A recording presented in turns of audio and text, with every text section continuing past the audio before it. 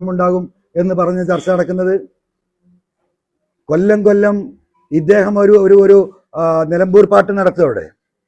കൊള്ളപ്പിരിവ, കോളറിന് പിടിച്ച് കാശ് വാങ്ങല. 2016 ഞാൻ വരുന്നവരെ അവിടെ ഒരു വർഷം അദ്ദേഹത്തിന് ജോളിയായി ജീവിക്കാനുള്ള പണം നിലമ്പൂരിലെ വ്യാപാരികളുടെ കോളർ പിടിച്ച് വാങ്ങിയിരുന്നു. അപ്പോ ഈ ഒരു അവസ്ഥ അവിടെ തുടരുന്നത് കൊണ്ടാണ് വ്യാപാരികൾ സ്ഥാനാർത്ഥി അടക്കം നിർത്താൻ ആലോചിക്കുന്നത്. അവർ ഭയപ്പെടുകയാണ്. ഇനിയും ആ അരാജകത്വത്തിലേക്ക് നിലമ്പൂർ പോകും. സ്വകാര്യമായി പറയുന്നു, ഞങ്ങൾക്ക് സാധിക്കൂല. വ്യാപാരി വ്യവസായി സമൂഹം എന്ന് പറഞ്ഞാൽ നമ്മുടെ എല്ലാ നാട്ടിലും എൻ്റെ സ്ഥിതി നിങ്ങൾക്ക് അറിയാലോ. ആ കുടുംബത്തിലേക്ക് എത്ര വോട്ടുണ്ടാകും എന്നുള്ളത്. ഒന്ന്, പത്രക്കാർ നോട്ട് ചെയ്ത ജനങ്ങൾ കേൾക്കണം. രണ്ടാമത്, ഇദ്ദേഹം മുസ്ലിം സമുദായത്തിൻ്റെ ഒരു റെപ്രസെൻറ്റേറ്റീവാണ് എന്ന് ആരും അംഗീകരിക്കാൻ പോകുന്നില്ല.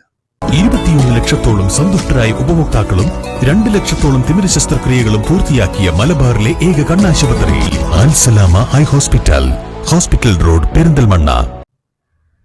കാരണം അദ്ദേഹം പേരെടുത്തതും പ്രശസ്തി എടുത്തതും കഥ എഴുതിയതും ഈ ഒരു സമുദായത്തിന് വേണ്ടിയാണ്. ഒരു ഹൈന്ദവനായ വ്യക്തി ആ ഹിന്ദു സമുദായത്തിനെതിരെ സംസാരിച്ചാൽ ആളുകൾക്ക് പ്രശ്നം ഉണ്ടാവില്ല. സ്വന്തം സമുദായത്തിനെതിരെ സംസാരിച്ചാൽ അവന് ഭ്രാന്താണ് എന്ന് പറഞ്ഞ് തള്ളും.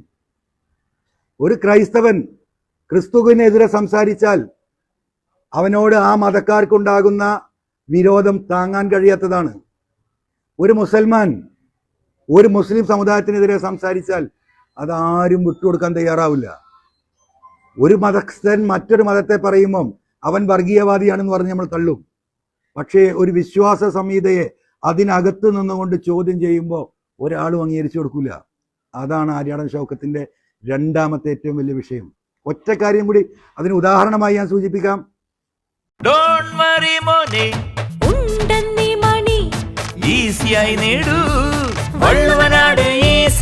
ആവശ്യം ഏതുമാകട്ടെ, പണം ഞങ്ങൾ തരും.